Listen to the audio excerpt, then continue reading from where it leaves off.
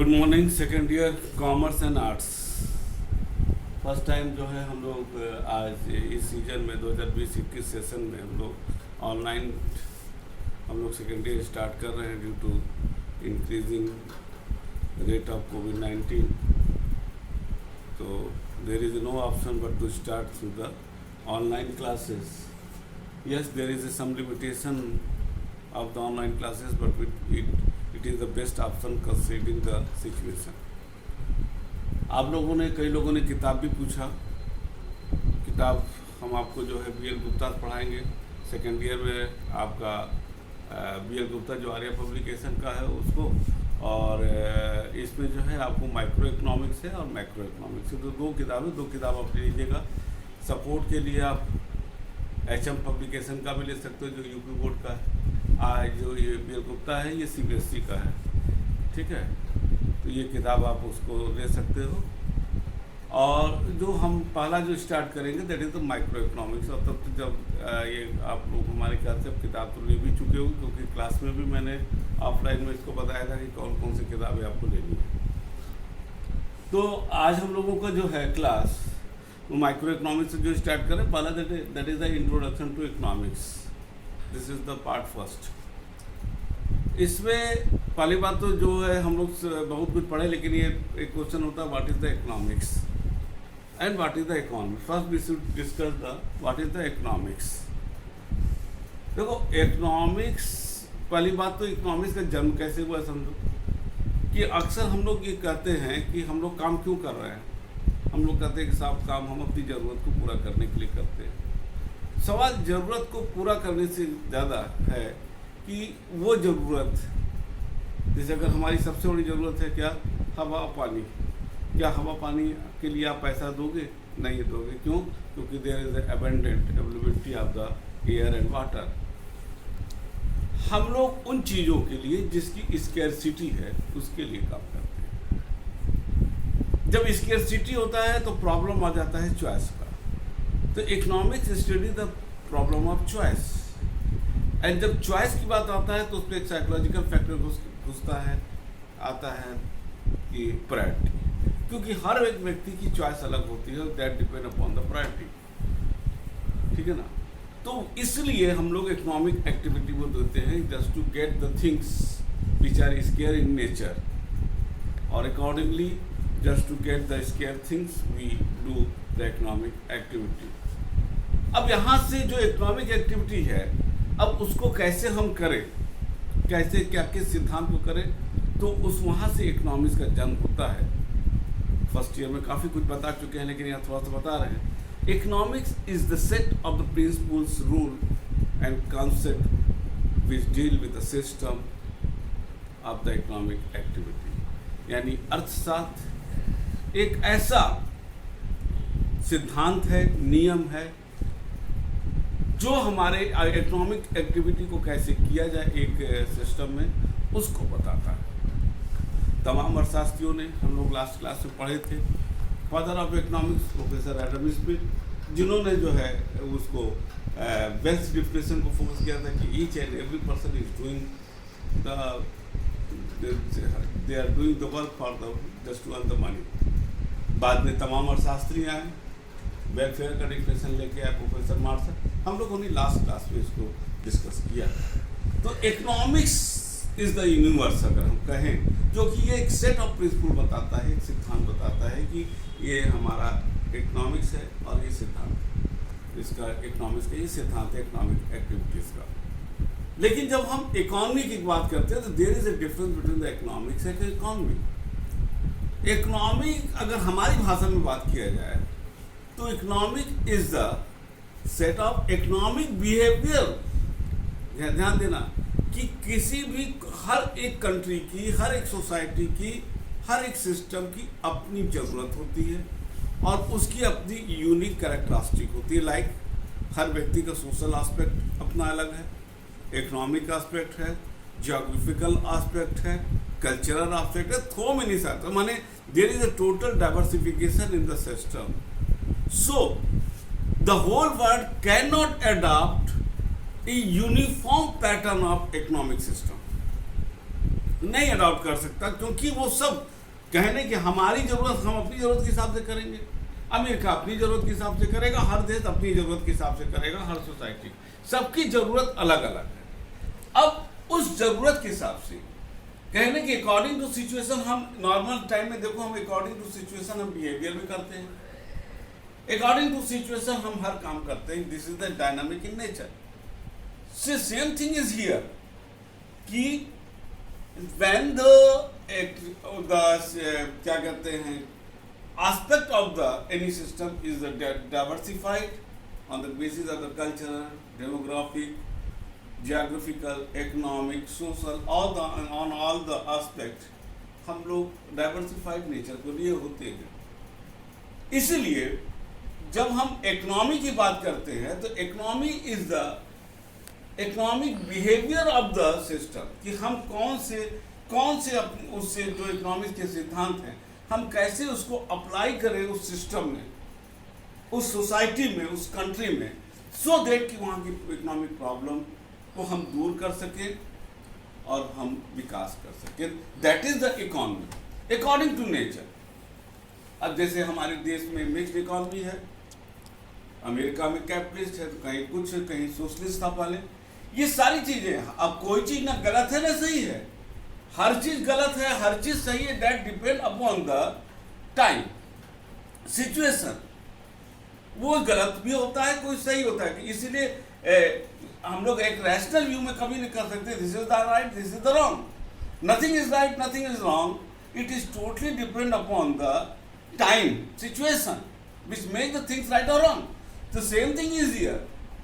तो आपको जो हम किस सिस्टम में कौन सी चीज़ों को हम व्यवहार में लाएं, economic, that is economic behaviour, कि उस समय की तात्कालिक परिस्थितियों को देखते हुए हम देश का विकास कर सकें। अब जब देश आज़ाद हुआ था तो उस समय हमारी परिस्थितियाँ कुछ और थी, बाद में धीरे धीरे बढ़ी।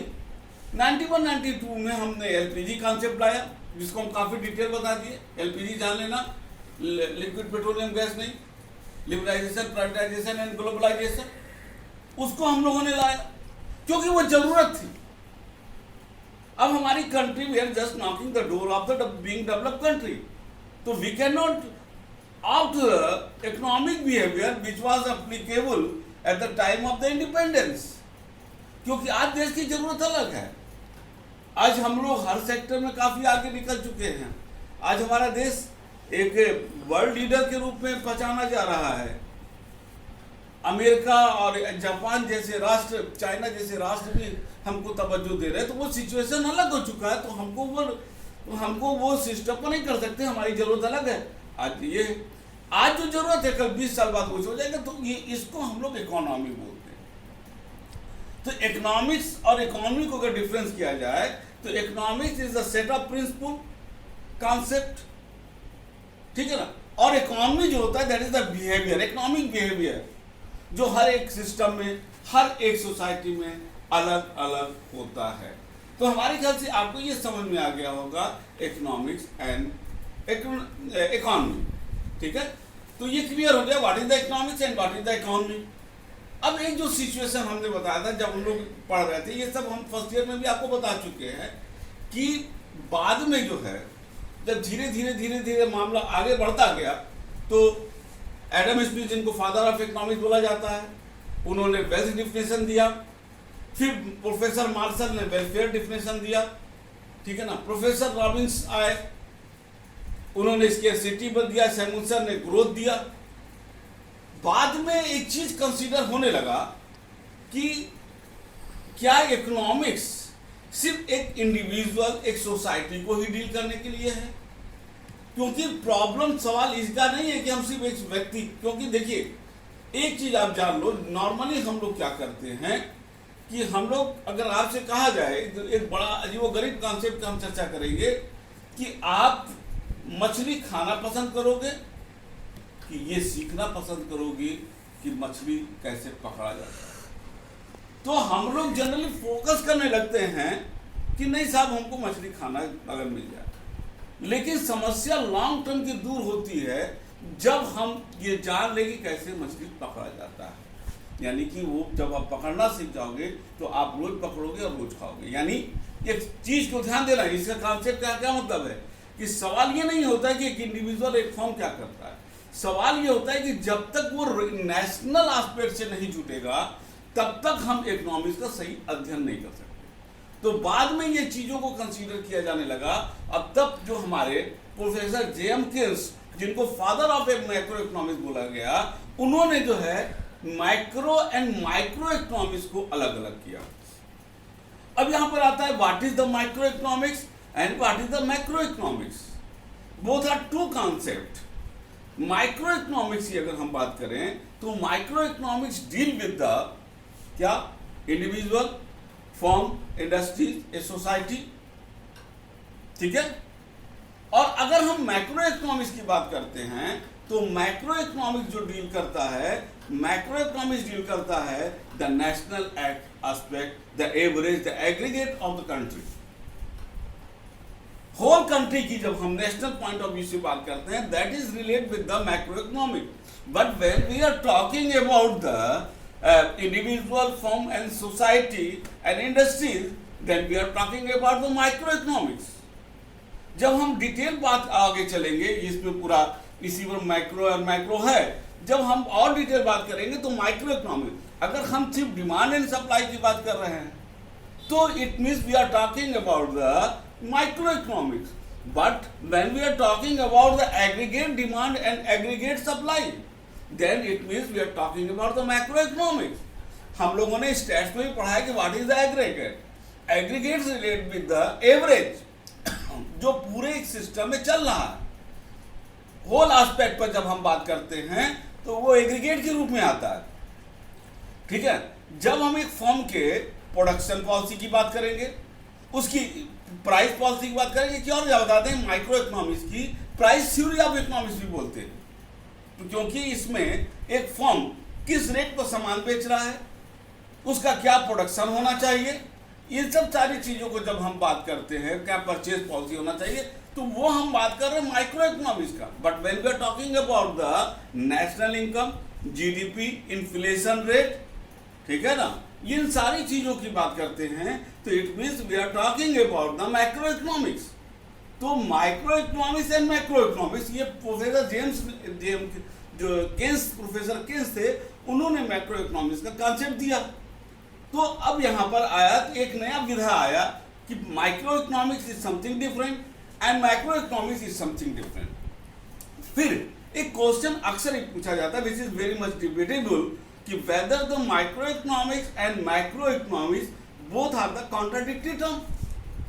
क्या ये कॉन्ट्राडिक्टरी एक दूसरे के विपरीत है?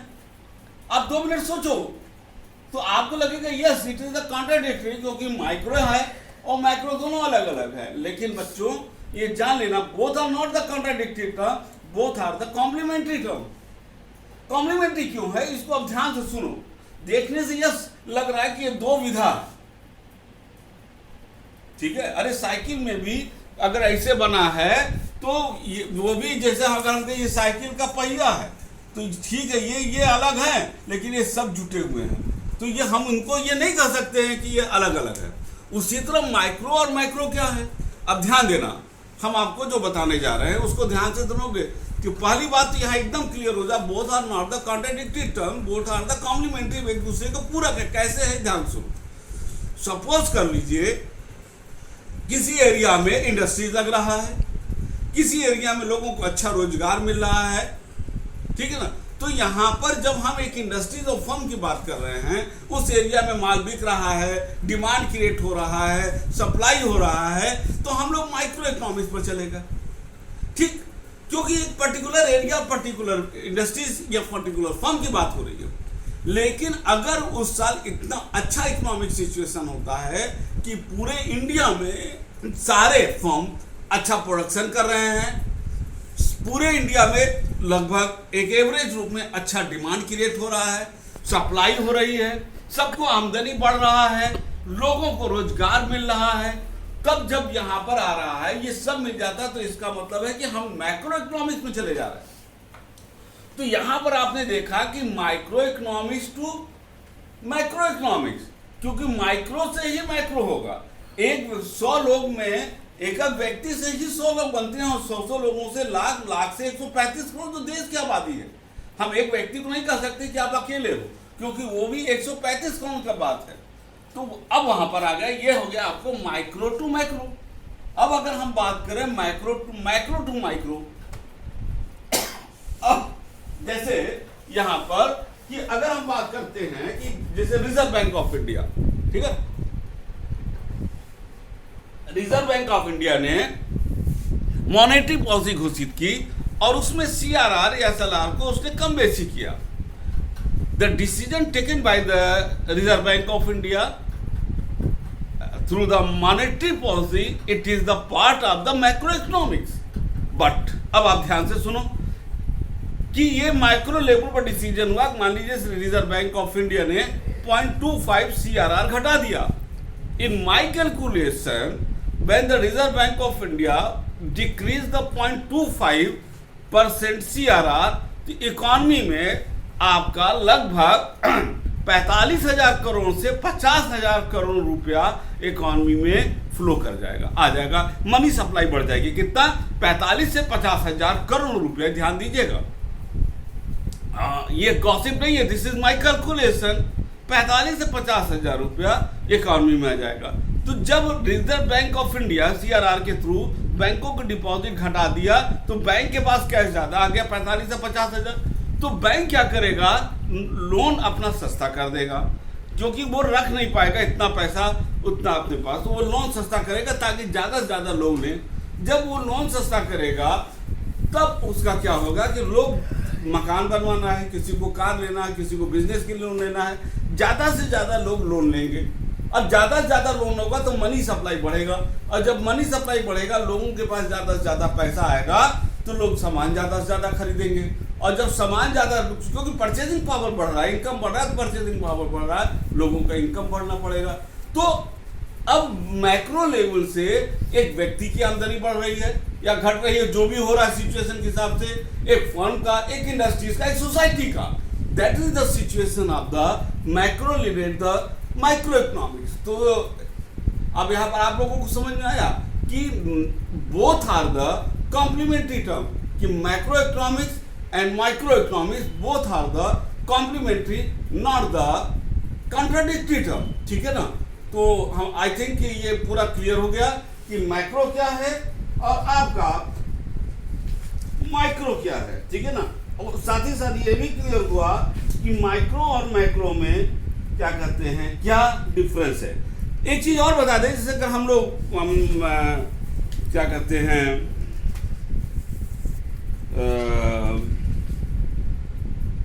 ठीक है, चल, अगर हम लोग प्राइवेट सेक्टर की बात कर रहे हैं, तो निश्चित रूप से अगर जब when we are talking about the private sector, that means we are talking about the micro। और जब हम लोग गवर्नमेंट सेक्टर की बात करेंगे, जो गवर्नमेंट ले रहा है, तो वहां पर ये आ जाता है, मैक्रो इकोनॉमी से रिलेट आ जाता है। एक इकोनॉमी में एक टर्म आता है ओपन इकोनॉमी और क्लोज इकोनॉमी। ठीक है ना?